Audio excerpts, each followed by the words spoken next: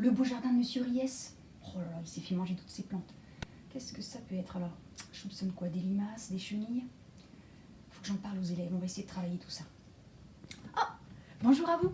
J'espère que vous allez bien. Eh bien, je vais en profiter aujourd'hui pour vous faire une petite vidéo pour vous expliquer comment on peut lutter efficacement contre les ravageurs du jardin. C'est parti.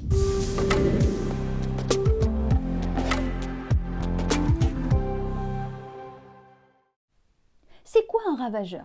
Eh bien, c'est un animal qui mange les plantes cultivées et qui, présent en grand nombre, fait beaucoup de dégâts. Il y a par exemple les pyrales, qui sont des papillons dont les larves, les chenilles, mangent les feuilles.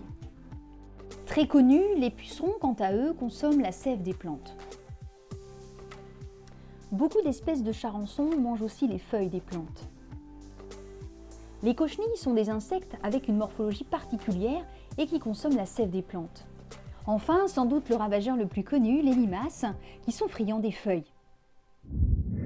Pendant très longtemps, des pesticides de synthèse chimiques ont été utilisés massivement dans les jardins privés pour lutter justement contre les ravageurs. Alors si leur efficacité est redoutable, ces produits se sont révélés très dangereux pour l'environnement et notre santé. Il est d'ailleurs interdit depuis le 1er janvier 2019 d'utiliser des pesticides chimiques de synthèse dans les jardins privés. Alors la vraie question à se poser, c'est comment lutter contre les ravageurs, mais tout en préservant la nature.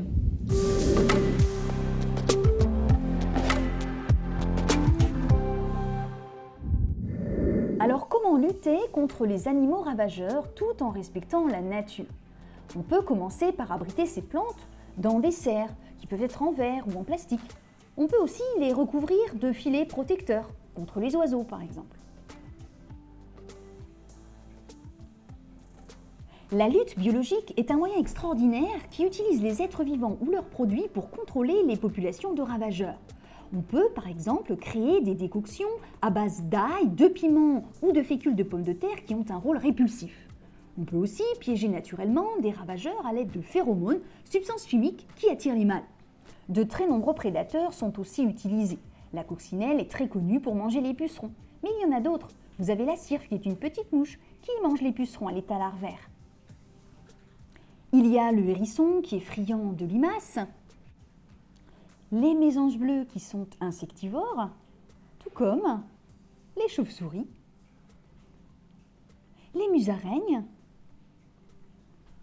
les araignées ou bien encore les carabes, grands prédateurs de limaces.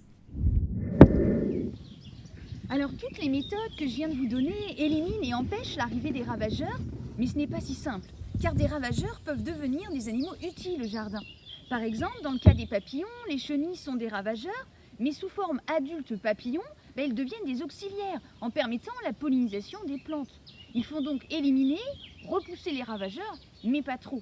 En gros, ces méthodes sont donc efficaces pour éliminer les symptômes du problème, mais pas la cause réelle qui permettrait de trouver une solution durable. Le vrai problème finalement, ce serait de savoir comment réguler la quantité d'animaux ravageurs pour obtenir un jardin équilibré, autonome et durable.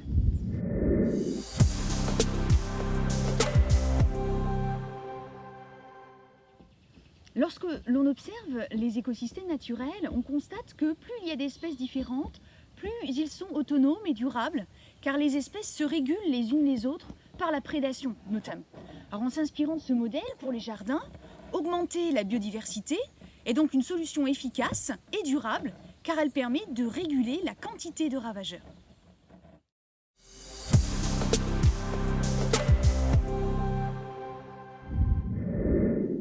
Je vais vous expliquer maintenant comment on peut favoriser la biodiversité dans les jardins.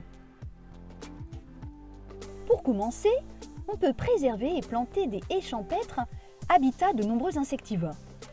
On peut aussi aménager des plans d'eau, utiliser des roches, des cailloux, des briques qui seront autant d'habitats pour des animaux variés.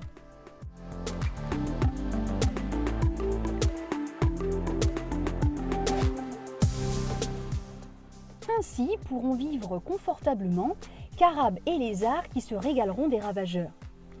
Laisser des zones sauvages permet aussi d'améliorer la biodiversité.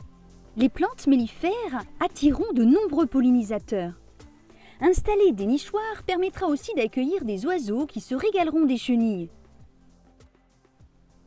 On peut aussi installer des abris pour les hérissons ou bien des hôtels à insectes. Alors enfin, on peut aussi se lancer dans la fabrication d'hôtels à insectes. Alors les techniques pour les créer sont variées. La plupart ont une structure de base en bois et Monsieur Ries, votre professeur de technologie, véritable expert en technique du bois, vous expliquera comment fabriquer votre propre hôtel à insectes. Mais attention, son aménagement est délicat. Un hôtel, oui, mais pour des insectes utiles. Il ne s'agit pas d'héberger des frelons asiatiques.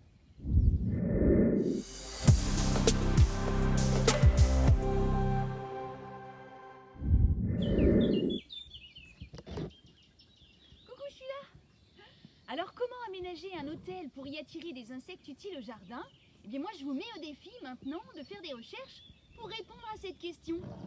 Voilà, j'espère que cette vidéo vous a plu. Je vous souhaite de très bonnes recherches et à très bientôt. Au revoir tout le monde. Au revoir.